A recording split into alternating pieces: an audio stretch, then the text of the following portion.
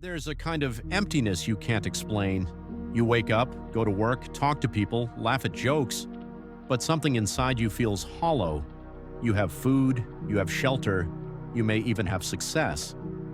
But at 2 a.m., when everything is quiet, there's this ache, a silent gnawing feeling that something is missing. And here's the terrifying part. You don't even know what. You just know that whatever it is, you haven't found it. This isn't depression, this isn't boredom. This is the spiritual crisis of the modern human, a silent epidemic that no one talks about because it hides behind comfort, it hides behind routine, it hides behind scrolling and schedules and surface-level smiles. But if you've ever stared at your ceiling and felt like life was happening around you, not through you, then you know exactly what I'm talking about. And you're not broken, you're waking up. Plato warned us about this over 2,000 years ago. In his allegory of the cave, he describes people chained since birth, watching shadows on a wall.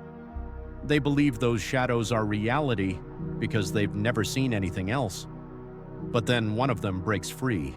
He escapes the cave, sees the light of the sun, and is overwhelmed. His reality shatters. At first it hurts, but over time he begins to see the world as it truly is. And when he returns to the cave to tell the others, they reject him. They mock him. They threaten to kill him. Because truth is painful when you've built your life around illusion. You are not meant to live in a cave of surface-level pleasures. You are not meant to distract yourself to death. You were made for meaning. But meaning doesn't come from more followers, more likes, more money, more validation. It comes from alignment, from the quiet knowing that your life is yours, that your values are your own, that you are living from the inside out, not the outside in. And that's the problem. Most of us were never taught how to do that. Nietzsche saw this too.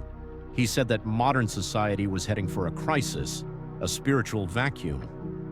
Because as we began to strip away religion, tradition, and community, we didn't replace them with anything meaningful. We replaced them with consumption, distraction, performance. Nietzsche called it nihilism, the belief that life has no inherent meaning, and without meaning, we drift. We fill the void with whatever numbs us fastest. We laugh louder, scroll longer, buy more, and yet we feel less alive.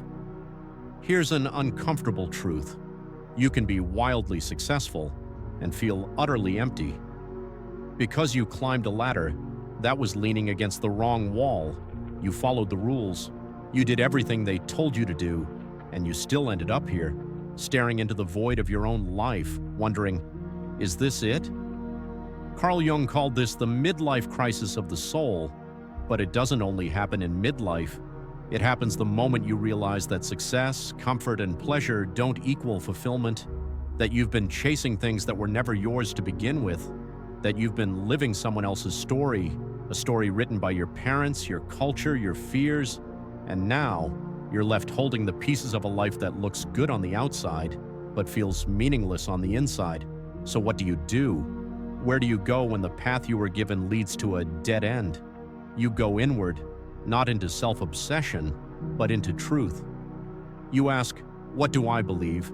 Not because I was told, but because I feel it. What matters to me even if no one claps for it? What would I do if no one was watching? You begin to deconstruct the illusion, not to fall into despair, but to build something real. This is what Nietzsche meant by becoming the Übermensch, the one who creates their own values, not in arrogance, but in awakening. It's not about rejecting all meaning, it's about choosing your own. He wrote, "He who has a why to live can bear almost any how." You don't need to escape your pain, you need to listen to it, because pain is a compass, and right now, it's pointing you home. But don't expect the world to clap for this journey. When you stop playing the game, people will say you're lost. When you slow down, they'll say you're lazy. When you seek truth, they'll say you're strange, because most people are still in the cave, still watching shadows, still thinking that happiness is out there, in the next purchase, the next promotion, the next partner. But you know better now. You've seen the cracks, and once you see them, you can't unsee them. That's the cost of awakening, and also, its gift.